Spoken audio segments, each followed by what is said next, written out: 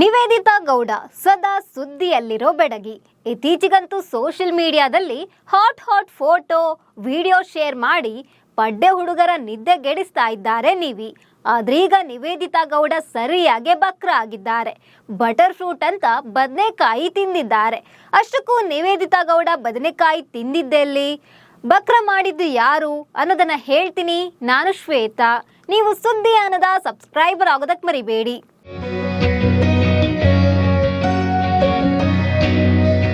Big Boss Kannada season 5ರಲ್ಲಿ ಗೊಂಬೆಯಾಗಿ ಮಿಂಚಿದ ನಿವೇದಿತಾ ಗೌಡ ಇತ್ತೀಚೆಗಂತೂ ಭಾರಿ ಸುದ್ದಿಯಲ್ಲಿದ್ದಾರೆ.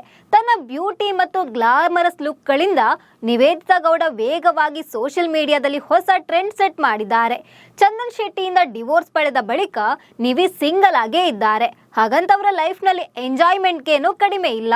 ಡಿವೋರ್ಸ್ ಆದ ಬಳಿಕ ನಿವೇದಿತಾ ಗೌಡ ಸುತ್ತಾಟ, ಅವರ ರೀಲ್ಸ್ ವಿಡಿಯೋಗಳು ಸಿಕ್ಕಾಪಟ್ಟೆ ಹೆಚ್ಚಾಗ್ತಿವೆ.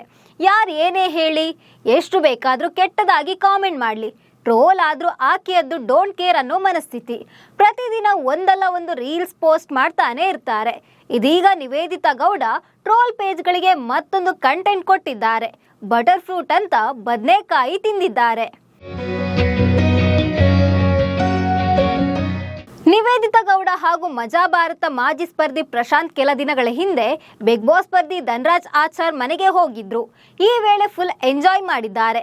ಧನರಾಜ್ ಆಚಾರ್ ಅವರ ಮೂಲ ಮನೆ, ದೈವಸ್ಥಾನ, ತೋಟಕ್ಕೆಲ್ಲ ಕರ್ಕೊಂಡು ಹೋಗಿದ್ರು. ತೋಟದಲ್ಲಿ ಸುತ್ತಾಡ್ತಿರೋ ವೇಳೆ ಅಲ್ಲೇ ಬೆಳೆದಿದ್ದ ಕೆಲ ಹಣ್ಣುಗಳನ್ನು ಕೂಡ ಸವಿದಿದ್ದಾರೆ.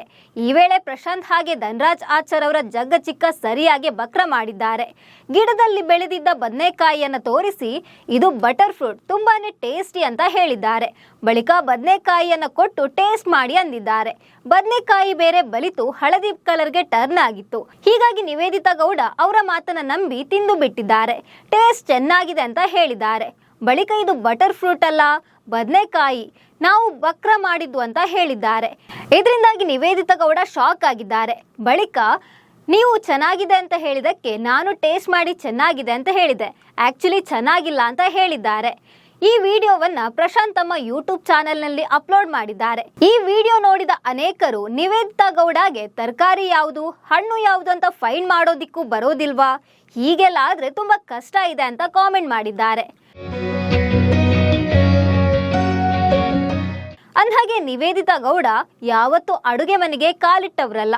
ಅವರಿಗೆ ಈ ತರಕಾರಿಗಳ ಬಗ್ಗೆಯೂ ಅಷ್ಟೊಂದು ನಾಲೆಜ್ ಇಲ್ಲ. ಈಗಾಗಲೇ ಕೆಲ ಶೋನಲ್ಲಿ ಈ ಬಗ್ಗೆ ಹೇಳಿದ್ದುಂಟು. ಕಾಟ್ಲೆಕ್ ಕಿಚನ್ನಲ್ಲೂ ನಿವೇದಿತಾ ಗೌಡ ಸ್ಪರ್ಧಿಸಿದ್ದು ಅವರಿಗೆ ಟಾಸ್ಕ್ ವೇಳೆ ತರಕಾರಿ ಯಾವುದು ಅಂತ ಫೈಂಡ್ ಮಾಡೋದೇ ಕಷ್ಟದ ಕೆಲಸ. ಇನ್ನು ರಾಗಿ ಮುದ್ದೆಯನ್ನ ತಿನ್ನೋ ವಿಚಾರವಾಗಿಯೂ ನಿವೇದಿತಾ ಗೌಡ ಅನೇಕರ ಕೆಂಗಣ್ಣಿಗೆ ಗುರಿಯಾಗಿದ್ದು ನಿಮಗೆಲ್ಲ ಗೊತ್ತೇ ಇದೆ. ಮಜಾ ಟಾಕೀಸ್ ಕಾರ್ಯಕ್ರಮಕ್ಕೆ ಬಂದಿದ್ದ ನಿವೇದಿತಾ ಗೌಡ ರಾಗಿ ಮುದ್ದೆಯನ್ನ ಫೋರ್ಕ್ನಲ್ಲಿ ತಿಂದು ಟ್ರೋಲ್ಗೆ ಆಹಾರ ಆಗಿದ್ರು.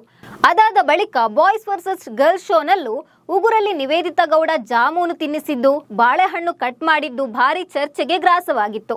ಇದೀಗ ತರಕಾರಿ ಯಾವುದು, ಹಣ್ಣು ಯಾವುದು ಅನ್ನೋ ವ್ಯತ್ಯಾಸ ಗೊತ್ತಿಲ್ಲದೆ ಬದನೆಕಾಯಿ ತಿಂದು ಸರಿಯಾಗಿ ಬಕ್ರ ಆಗಿದ್ದಾರೆ.